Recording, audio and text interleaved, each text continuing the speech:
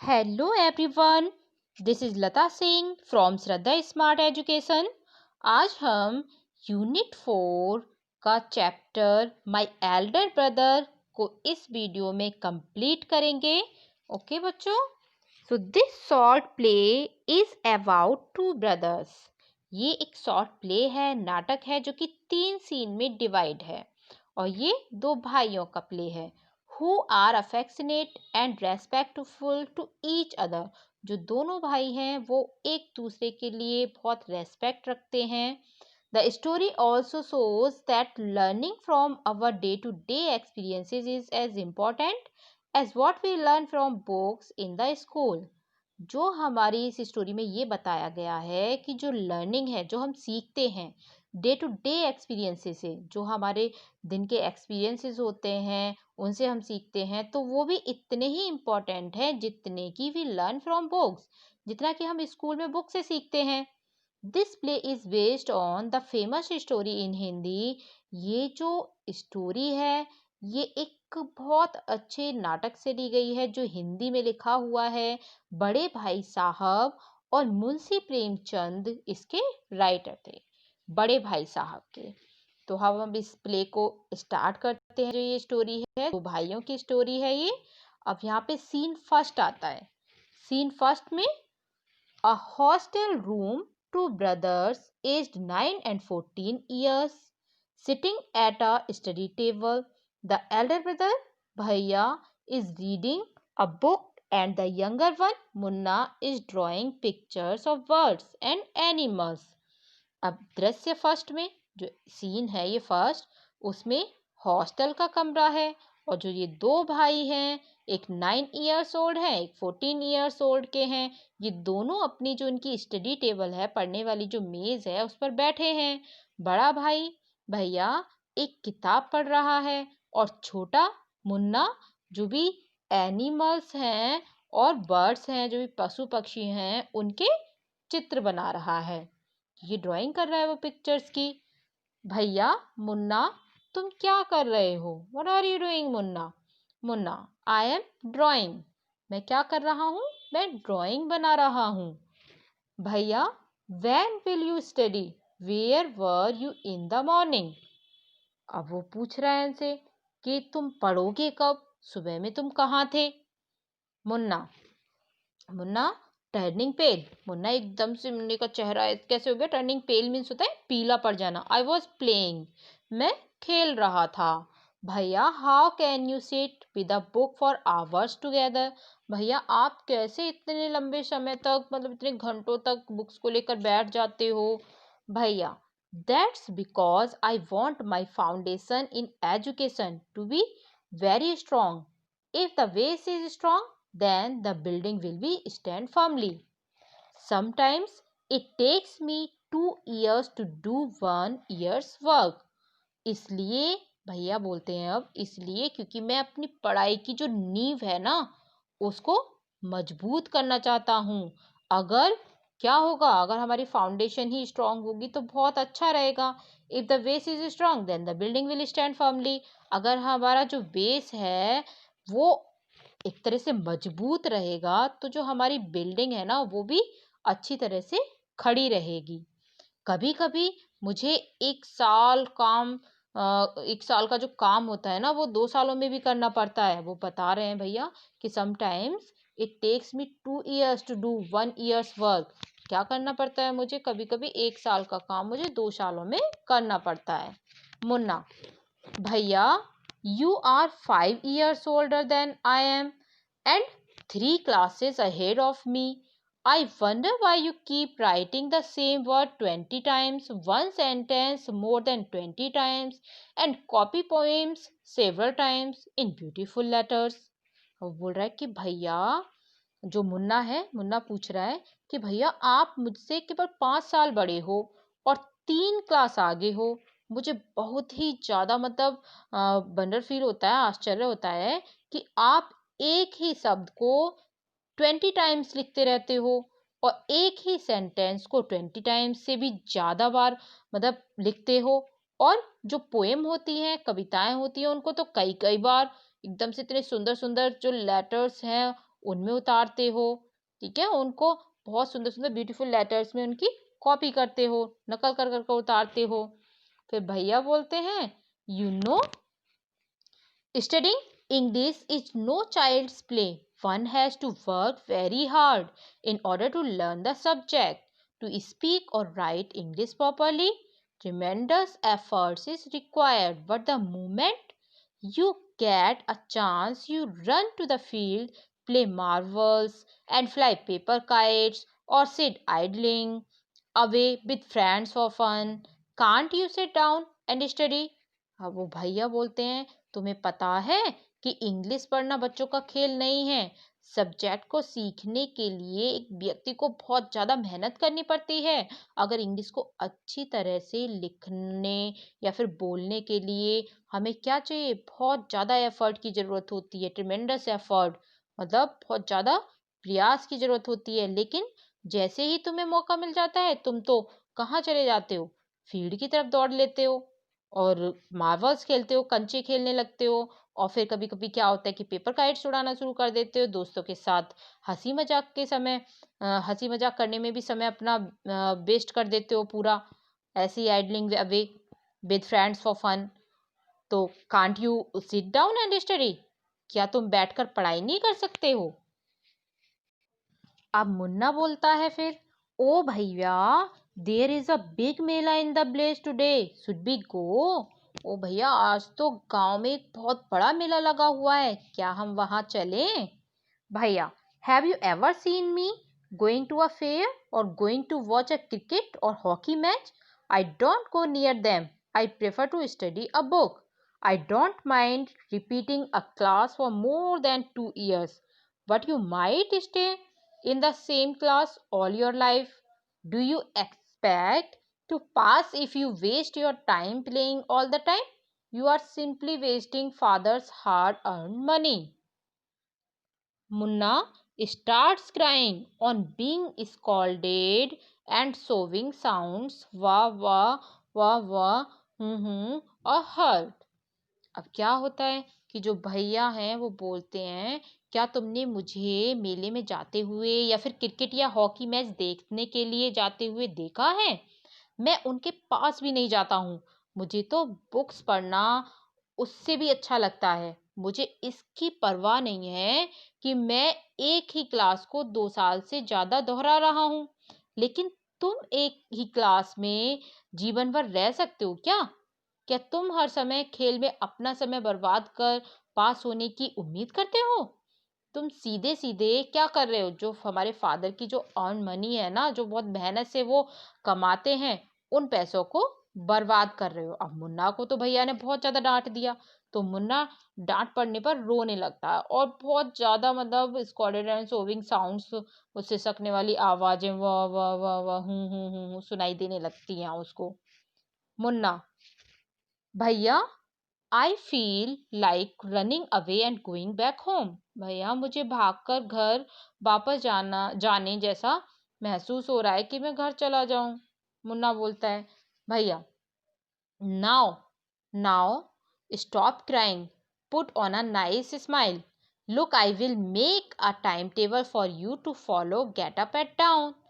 अब वो भैया बोलते हैं कि अब रोना बिल्कुल बंद करो, मुस्कुराओ, स्माइल करो, और देखो मैं तुम्हारे लिए एक टाइम टेबल बनाऊंगा जिसका तुम क्या करोगे, फॉलो करोगे, जिसको जो टाइम टेबल बनाया जाएगा उसको फॉलो करोगे, और गेट अप एट डाउन, और खूब सुबह उठा करोगे, मतलब इतनी जल्दी जल्दी उठ जाया करोगे सुबह मॉर्निंग में।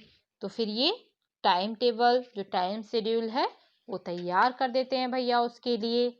जैसे यहाँ पे आपका दे रखा है 6 AM वॉश योर हैंड, 6 बजे क्या करना है, हाथ धो। और 6 to 8 पे आपको क्या करना है, यहाँ पे वॉश योर हैंड, 6 AM पर wash your hand, have your breakfast and sit down to study. हाथ धो और जो नाश्ता करो और फिर अंग्रेजी जो भी इंग्लिश है उसको पढ़ने के लिए बैठ जाओ। फिर सुबह 6 to 8 पे क्या करना है, इंग्लिश को रीड करना है, पढ़ना है। और सुबह 8 to 9 क्या करना है, फिर मैथ्स को पढ़ना है। फिर 9 to 9:30 AM हिस्ट्री पढ़नी है। फिर 3:30 PM then off to school, school जाओ। और उसके बाद 5 to 6 यहाँ पे दे रखा है ग्रामर। आप फिर क्या करो, grammar half an hour for strolling, आधा घंटे घूमने के लिए जाओ और फिर ग्रामर पढ़ो। 6:30 से 7 इंग्लिश कंपोजिशन, देन डिनर, जो इंग्लिश कंपोजिशन है फिर रात का खाना खाओ। 8 to 9 क्या है, ट्रांसलेशन करो। 9 to 10 हिंदी पढ़ो। 10 to 11 क्या करना है आपको, other subjects, and then to bed, जो भी अदर सब्जेक्ट्स हैं उनको पढ़ो और उसके बाद सो जाओ। Munna, but when is the time to play, लेकिन खेलने का समय कब है भैया? भैया, play, what is the need Munna, खेल क्या जरूरी है मुन्ना? खेलना कोई जरूरी नहीं है। Munna, oh I love the green fields, the gentle breeze, I want to jump up like a football, I like the touch and go and हुतुतु sounds of the kabaddi, and the hurry and flurry of volleyball pulls me like a magnet. As soon as I am on the field, I forget everything. अब जो मुन्ना है वो अपने भाई से बोलता है, ओ मुझे तो हरे भरे मैदान, हल्की हवा से बहुत ज़्यादा प्यार है, मैं फुटबॉल की तरह ऊपर तक उछलना चाहता हूँ, मुझे कबड्डी में छूकर भाग जाना और हुतुतु की आवाज़ अच्छी लगती है, और वॉलीबॉल की जो भाग दौड़ तो मुझे मतलब एक तरह से ऐसे लगती है जैसे मैग्नेट की तरह चिपका लेती है, अपनी तरफ खींचती है। जब तक मैं फील्ड में रहता हूँ मैं हर चीज़ भूल जाता हूँ जो भी कुछ होता है। तो क्या करना है, अब सीन सेकंड स्टार्ट होता है। फिर वो अपने भाई से इतने कुछ बता देता है कि मुझे तो खेलना बहुत पसंद है, लेकिन आपने टाइम टेबल में खेलने का कुछ लिखा ही नहीं है। Scene second, the final exams are over and the result are out. अब जो फाइनल एग्जाम थे वो खत्म हो चुके हैं और जो रिजल्ट है वो आ गया है। भैया, alas I have failed once again, उफ मैं तो एक बार फिर फेल हो गया। मुन्ना, ओह बट भैया I have passed and topped my class, now there is only 2 years difference between us. Oh लेकिन भैया मैं पास हो गया हूँ और अपनी क्लास में फर्स्ट आया हूँ, अब हम दोनों के बीच में केवल 2 साल का अंतर रह गया है। अब भैया बोलते हैं कि but my dear brother don't be so proud, लेकिन मेरे प्यारे भाई इतने ज़्यादा प्राउड फील मत करो, घमंड मत करो। You are smart once in a while in a gulli danda game, you might get lucky and hit a goal, but that does not mean you have mastered the game. तुमने केवल एक क्लास पास की है और सोचते हो कि मैं एकदम से, मुझे ये सोचते हो कि मेरे में बुद्धि नहीं है, मैं स्टूपिड हूँ, आई एम स्टूपिड, और तुम बहुत तेज हो। गिल्ली डंडा के खेल में तुम एक बार अपना जो लक है उसको मतलब अपने लक को आजमा सकते हो और गोल कर सकते हो, लेकिन उसका मीन्स ये नहीं है कि तुम खेल में बिल्कुल मास्टर्ड हो, एकदम से मास्टर्ड माइंड है आपका खेल में। So you have to work hard to be successful in life. When you have to study a subject like algebra or geometry in higher classes, then you will understand the importance of hard work. और जीवन में जो तुम्हारी life है उसको सफल बनाने के लिए तुम्हें बहुत ज़्यादा मेहनत करनी है। जब तुम्हें ऊपर की क्लासेस में जो आपकी अलजेब्रा है और ज्योमेट्री है, ठीक है, इस तरह की जो सब्जेक्ट हैं पढ़ने पड़ेंगे ना, तब तुम्हें बहुत ज़्यादा मेहनत करनी होगी और वो आपको पता भी पड़ जाएगा कि कितनी मेहनत करते हैं, क्योंकि जो ये सब्जेक्ट्स हैं, ठीक है, ये जो सब्जेक्ट्स हैं बहुत ही ज़्यादा इम्पोर्टेंस रखते हैं। In geometry, if one right ACB instead of ABC, the answer is marked wrong. The examiners will not spare you. They want you to learn word by word from the textbooks. और उसके बाद जो अगर कोई ABC की जगह पर ACB लिख देता है तो उसका जो आंसर है वो गलत हो जाएगा, और जो टीचर्स है, जो चेक करते हैं एग्जामिनर्स, वो क्या करेंगे, तुम्हें माफ़ नहीं करेंगे। वो चाहते हैं कि तुम क्या करो, जो तुम्हारी टेक्स्ट बुक्स हैं उससे एक एक शब्द सीखो, वर्ड बाय वर्ड आपको सीखना पड़ेगा। मुन्ना, ओ भाई साहब, this is scary, I don't think I want to go to the ninth class now, but I will still complete my day's homework so that I get no punishment in class. अब मुन्ना बोलता है, ओ भाई साहब, ये तो बहुत ही ज़्यादा scary है, डरावना है। मुझे नहीं लगता कि मैं अब नाइन्थ क्लास में जा पाऊंगा। फिर भी मैं अपना होमवर्क पूरा करूंगा ताकि क्लास में मुझे जो पनिशमेंट है वो ना मिले। भैया, just today we were asked to write a short essay on the topic of punctuality in 4 pages. And imagine, can something be written on 4 pages and still be short? It's all so mixed up. भैया बोलते हैं उससे, अभी just today, अभी आज ही हमें 4 pages में क्या करना होगा कि राइट अ शॉर्ट ऐसे, एक शॉर्ट ऐसे लिखने को कहा गया था। तो उसके बाद किस पर, और सोचो जरा, क्या कोई चीज़ मतलब जो 4 पेज में लिखी जाए और फिर भी वो छोटी हो? ये सब बिल्कुल कैसा है, एक तरह से उलझन वाला है ना। इट्स ऑल्सो मिक्सड अप, कि हम उलझ जाते हैं। इस तरह से अगर कोई बोल दे कि आपको एक शॉर्ट ऐसे लिखना है और वो भी हमने 4 पेजेस में लिखा है।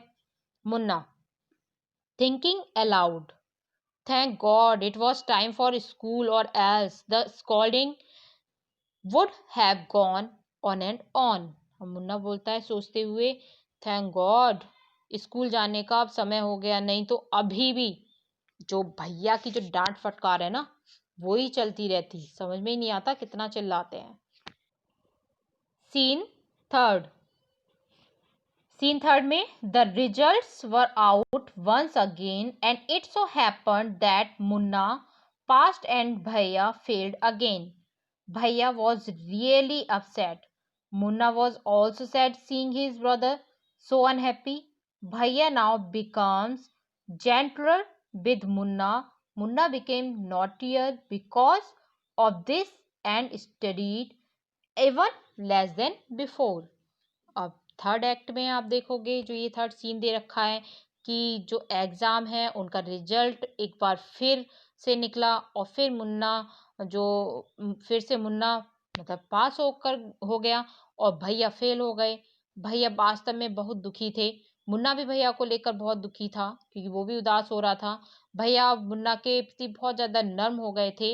इससे मुन्ना ज़्यादा मतलब वो एकदम से क्या हो गया था, जेंटल विद, मतलब वो एकदम से नर्म हो गए थे उसके साथ। तो Munna become naughtier because of his and studied even less than before. तो मुन्ना अब और ज़्यादा मतलब वो हो गया, शैतान हो गया था। पहले की अपेक्षा पढ़ाई और कम करने लगा कि मैं तो पास ही हो जाता हूँ। मुन्ना, अब मुन्ना क्या करता है, talking aloud, I am lucky. I can pass easily. I need not study so hard. Now I can play games with my friends and fly kites, but I should still be carefully that Bhaiya does not see me flying kite. अब मुन्ना जोर से बात करती हूँ, ओह मैं तो बहुत ज़्यादा क्या हूँ, लकी हूँ। मैं आसानी से पास हो सकता हूँ। मुझे पढ़ाई के लिए ज़्यादा मेहनत करने की ज़रूरत नहीं है। अब मैं अपने दोस्तों के साथ खेल सकता हूँ और पतंग उड़ा सकता हूँ। लेकिन अभी भी मुझे इस बात के लिए एकदम से अलर्ट रहना चाहिए कि भैया मुझे पतंग उड़ाते देख ना लें। One day kite is flying slowly downwards. Munna starts running in order to grab it. Suddenly he comes face to face with भैया। एक दिन पतंग धीरे धीरे से नीचे की ओर आ जाती है और मुन्ना उसे पकड़ने के लिए दौड़ता हुआ आता है। अचानक वो भैया के सामने पड़ जाता है। भैया, catching hold of Munna's hand, aren't you ashamed to be playing kites all day long?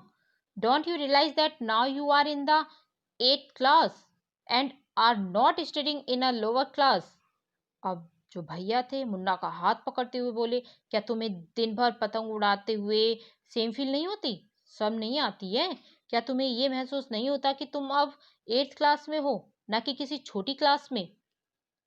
And if you think that I am just one class ahead of you and I can't say anything, you are wrong.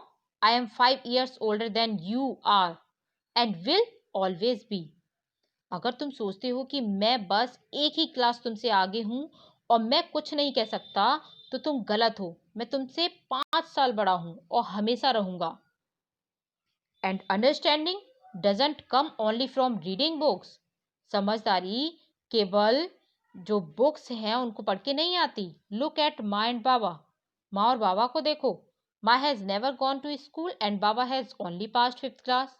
माँ कभी school नहीं गई और बाबा सिर्फ जो 5th class है वो ही पढ़े हुए हैं। मुन्ना, रियली भैया, इज दैट ट्रू? सही में भैया, क्या ये सच है? भैया, भैया, yes, there are 1,000 things that they know more than you or me, and even if we have studied the wisdom of the whole world, my and Baba will always have the right to explain to us and correct us. भैया बोलते हैं अब, हाँ, हजारों ऐसी बातें हैं जो वो मुझसे या तुमसे ज़्यादा जानते हैं, और यदि हमें सारी दुनिया का ज्ञान हो भी जाए तो भी माँ और बाबा को हमें समझाने और सही रास्ते पर लाने का पूरा अधिकार है। Now what would you do if I were to fall sick today? अब अगर मैं आज बीमार पड़ जाऊं तो तुम क्या करोगे? अब मुन्ना बहुत ज्यादा परेशान हो गया। मुन्ना, आई डोंट नो भैया, I would tell Baba and he would rush to the hostel. Munna बोलता है, मुझे नहीं पता भैया, मैं बाबा से बताऊंगा और वो तुम्हें हॉस्टल से मतलब ले जाएंगे। भैया, oh, I had expected this answer. Now Baba would not get upset. He would first try to find out what was wrong and then he would call a doctor. Baba would know exactly what to do. They have more experience than us. अब भैया बोलते हैं, ओह, मुझे ऐसा ही जवाब की उम्मीद थी कि तुम ऐसा ही बोलोगे। एक्सेप्ट करता था ये तुमसे कि तुम ऐसा ही आंसर दोगे। अब बाबा दुखी नहीं होंगे, वो पहले पता करेंगे कि क्या गड़बड़ है और फिर डॉक्टर को बुलाएंगे। बाबा को मालूम होगा कि क्या करना है, उन्हें हमसे ज्यादा एक्सपीरियंस है। Munna, with tears in his eyes and भैया, I am sorry, what you say is true. भैया हग्स मुन्ना लविंगली। अब जो मुन्ना है उसकी आंखों में आंसू भर गए। भैया, मुझे दुख है, मैं माफी मांगता हूँ, आपने जो कहा वो सच है। अब भैया मुन्ना को प्यार से गले लगा लेते हैं। भैया, I also like to play and fly kites, but if I also play then how can I watch out for you? You are my responsibility. अब भैया बोलते हैं, मैं भी खेलना और पतंग उड़ाना चाहता हूँ, लेकिन अगर मैं खेलने लग जाऊं तो फिर तुम पर नजर कैसे रख पाता? तुम मेरी जिम्मेदारी हो। You are my responsibility. Munna, I love you भैया। भैया, मैं आपसे प्यार करता हूँ। तो अब हम इसके न्यू वर्ड्स देख लेते हैं। इसके न्यू वर्ड्स है, आपका फर्स्ट है फाउंडेशन। तो फाउंडेशन मीन्स यहाँ पे क्या दे रखा है बताइए? सॉलिड। क्या दे रखा है? Foundation means solid base. जो हमारी नींव होती है ना, वो मजबूत रहे, ओके, सॉलिड रहे, तो solid base. Schedule, here time table. Time table जो समय सारणी होती है, ओके। ऐसे, कंपोजिशन ऑन एनी सब्जेक्ट, किसी भी सब्जेक्ट पर निबंध लिखना, ओके, निबंध लिखना, ऐसे। और फिर है आपकी नेक्स्ट मीनिंग, आपकी है आइडलिंग। आइडलिंग मीन्स होता है फालतू की बातों में इधर उधर घूमते रहना। आइडलिंग जैसे चैट करना, किसी से फालतू की बातें करना। नेक्स्ट है मास्टर, गेन्ड एक्सपर्टाइज, स्किल्ड, मतलब हमारे अंदर एक तरह से मास्टर स्किल्ड आ जाए, हम ऐसे पावरफुल बन जाए, हाँ हमें सब कुछ आता है। सो गेन्ड एक्सपर्टाइज स्किल्ड, कुछ ऐसे कौशल होना, गुण होना। So बच्चों, we have completed this lesson, okay, with new words. If you like this video, share, subscribe and don't forget to press bell icon. Thank you.